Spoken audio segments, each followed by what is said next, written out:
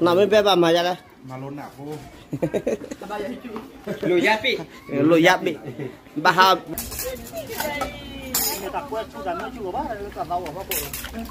Sa biniti ne bitinya cara dulu pahaki ne bini doa kini pahaki berapa lah wani binti bayi. Ni aja na. đi về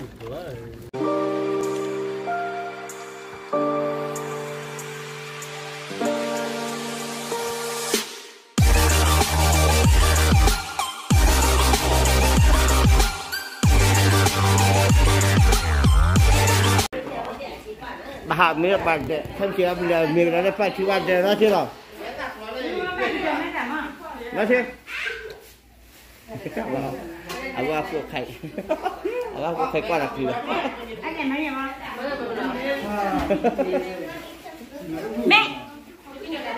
ăn nó chỉ được cái chung chỉ được cái khúc bờ ăn nó bại gì mà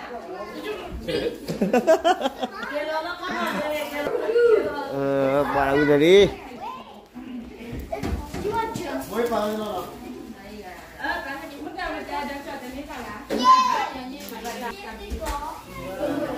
thì người ta thay đi chuyện để ở đàn lưỡi giờ là việc thay chỉ là bao nhiêu thôi mình người hao là lên đây rồi đàn sau khi tao đi hai lẹt luôn là bao nhiêu là mình là bao nhiêu là đi cả hai kiểu là gần đấy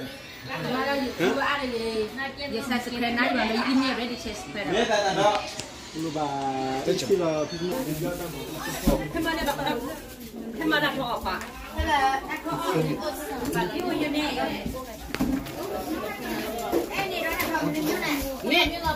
Lên miệng.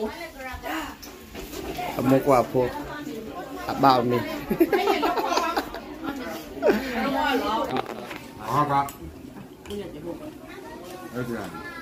Mana? Lên được quen nè. Đây là cái phương. Là cái phương.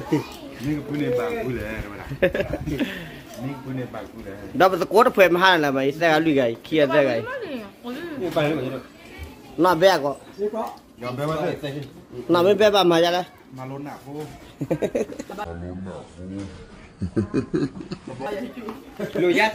Lùi giáp bị bà hà bao giờ chịu ไม่ใช่ผมครับก่อนมาใหญ่ lâm hai cái này đã đi lộ phong mì và họ đã lên lên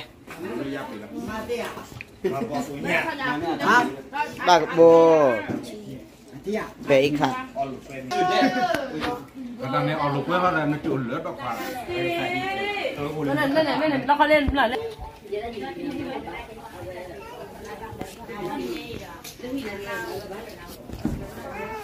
là mình về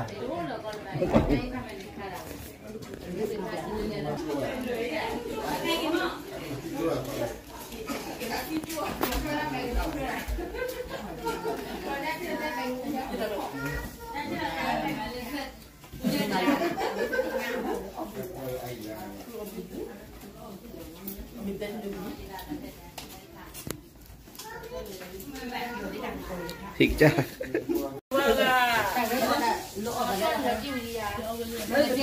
nó mới về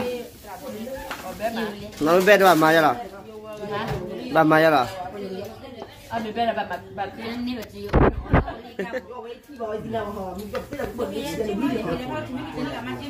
nó mới về nó đâm một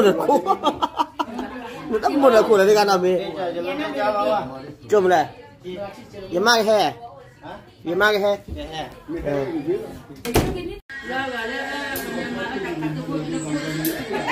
đây là thì đây là thịt bò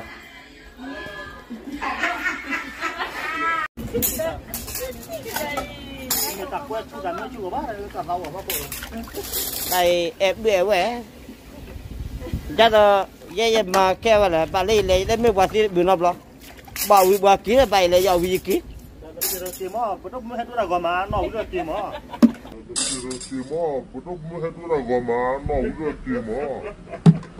apa mem nhiều ra đi bán tôi bắt đây là ta làm nhiều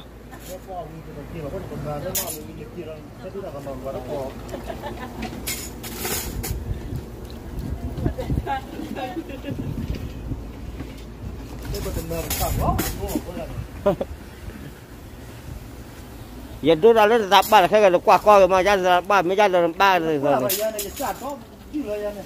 Qua bà. Ini ada tiba ya bu mus dulu tuh ya ya. Ini demo ba. Ini ta ini petinya cara dulu pahakin ini ada hakin ada hakin berapa lah ini tiba ya. Ini ta ini petinya cara dulu pahakin ini ada hakin berapa lah ini tiba ya. Ini aja nah. đi về cái là lọt gì đấy Ba mỏi để làm gì vậy? Chết ya ini tua tu. quế lò đây kia đâu Thế đó. bye bye Thấy giờ tua bà.